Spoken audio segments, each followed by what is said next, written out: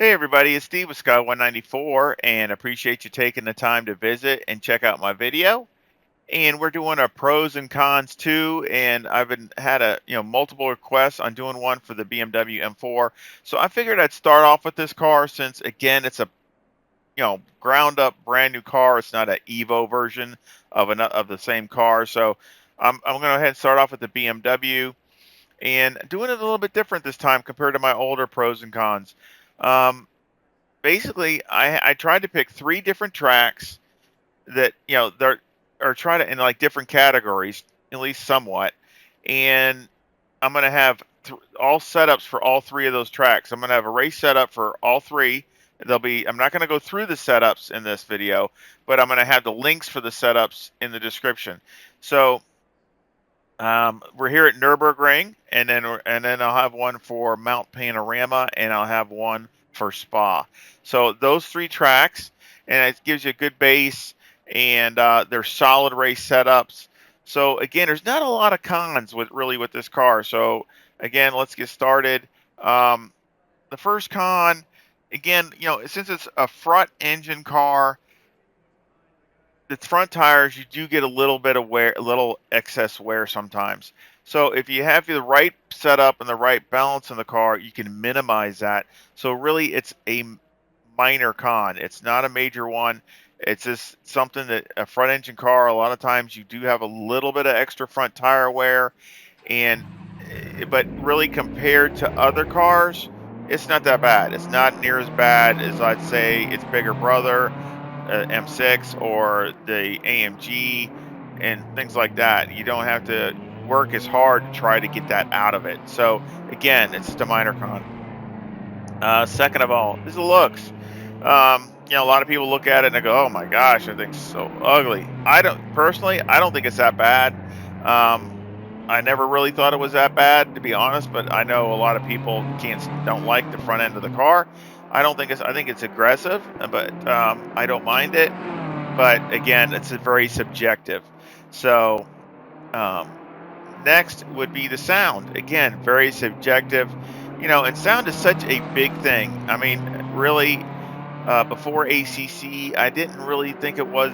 I never really noticed it that much. But ever since I've, really got into ACC, sound is so huge, and I think that they're made such huge strides on how the sounds are.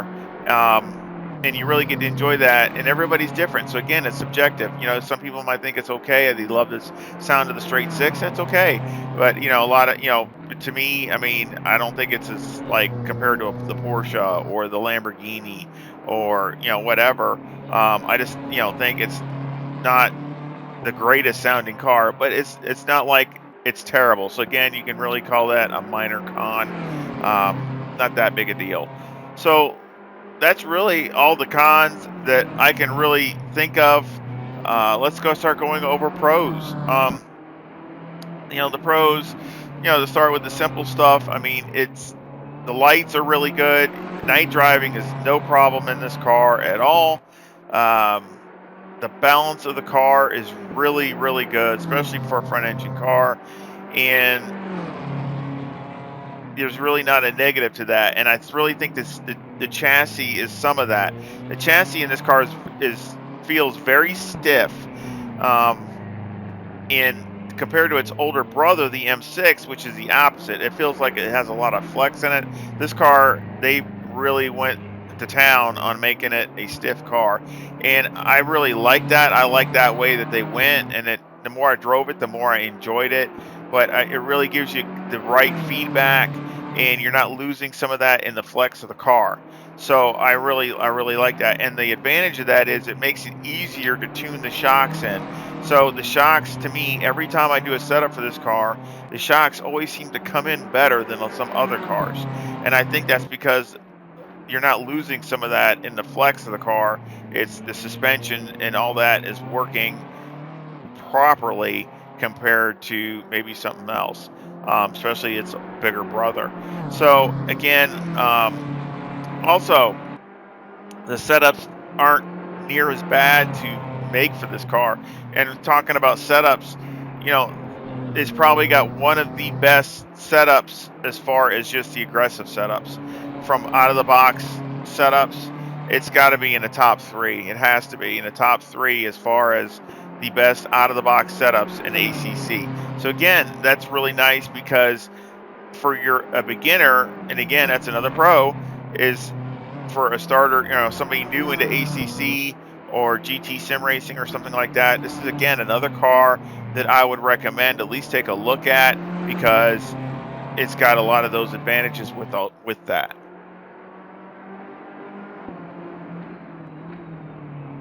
So yeah, it's a big advantage when if you're new to ACC or GT3 racing, you can just plug in the aggressive setup and go, and it's you can still have some fun, and the car is very well balanced. Again, it's in its DNA, and you can still have some good times and have some fun, multiplayer and hold your own, so to speak.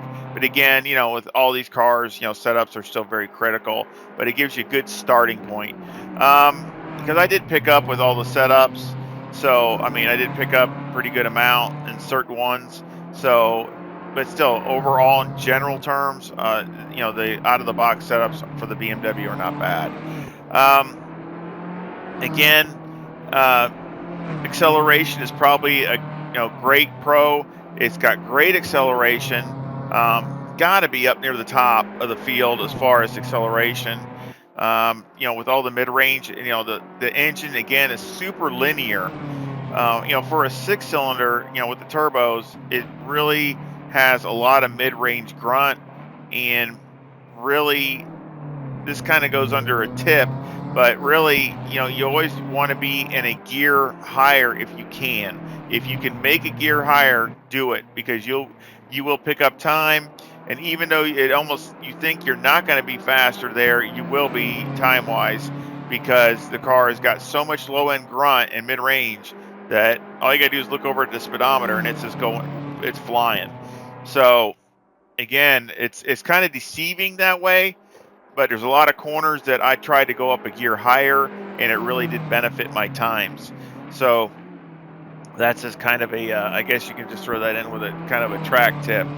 Um, but certain tracks, like I talked about with the cons with the front tires, but overall, again, another pro, it's got very good. The tire wear is usually most of the time very even, and you can go on long stints with the M4. I mean, better than some other cars. So again, that's really on a per track basis. But I'd say in general, um, even if the front tires if you keep it in check, you can really get a lot, keep your pace for longer than most other cars. And so that's really good. So if you have a long stint, usually the BMW will be pretty strong at the end. Also, another pro is the fuel mileage. The fuel mileage on the BMW is always really good. Every track I've tried it at, the fuel mileage is, I don't know, anywhere from 5 to 10 liters less than a lot of other cars. So again, that's a really good advantage that you can have because you don't have to carry as much fuel, especially if you're doing endurance racing or longer stints. So those are really good things.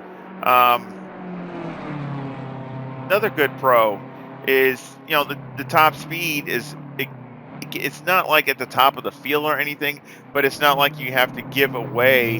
You're not giving away a whole bunch of top speed. So like here at Mount Panorama, at the end of the straight, I was doing 173 miles an hour. That's really not that bad. I mean, that's right there. So I really think that holds its own on a lot of other cars. I'm like, again, a lot of that is on a per track basis, depending upon the BOP, but for the most part, it's right there.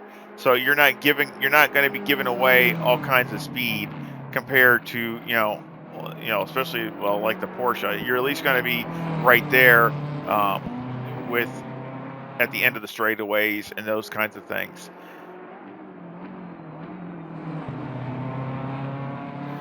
So again, with the speed, I really don't. I think that it holds its own. I mean, I call it a minor pro, I guess. Uh, but I mean, it's still not like you're giving up a lot of speed down the straightaway. You know, I'm sure a lot of people would like just a little bit more out of it, especially since they changed the gear ratios and the update. But still, it's not maybe as good as it was, but it still holds its own. And compared to the speeds of the other cars, it's still right there. So again, lots of pros to this car. Um, very few cons. Uh, and the more I drove it, the more I liked it.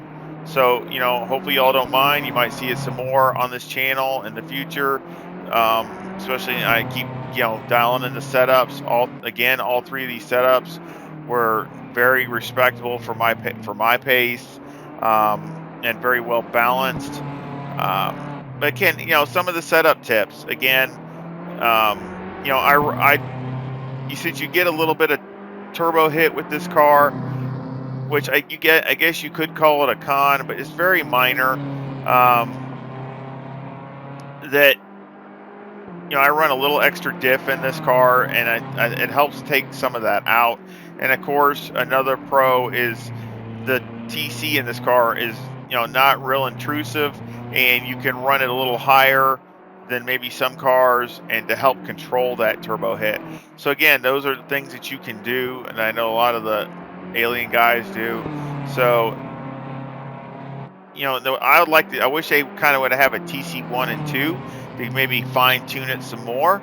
They only have the TC1, so that's something to me. And all the newer GT cars have a TC1 and TC2, but still it works good.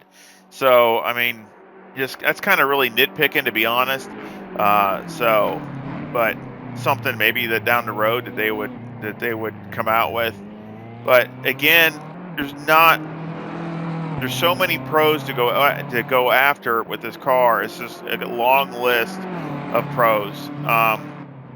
And again, like I said, I hope you don't mind maybe seeing it more on this channel, because I enjoy driving it. The more and more I drove it, the more comfortable I got with it, and I was really happy with the performance, and you know, even with the sound and everything, I just like the way it feels. It feels light. It doesn't feel heavy compared to a lot of other cars. So especially for a front engine car, to me, it's one of the lighter cars feeling wise in ACC.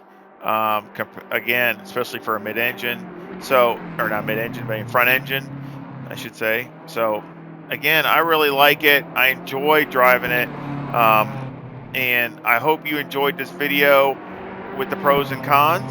And again, your feedback is critical on doing more of these. I would like to do the Audi Evo 2 next, since it's I never, you know, did that car. I did the Evo, but I haven't done the Evo 2. And of course, you know, I've already done the other ones, but you know, just to kind of start off with them anyway, since it's been a long time. But again, I hope you enjoyed this pros and cons, and give me a like and subscribe and comments. Again, I love talking to all of my sim racing friends. And what are your pros and cons of it? And, you know, put it in the comments below. And what you think about, you know, driving it, and of what you like or what you don't like.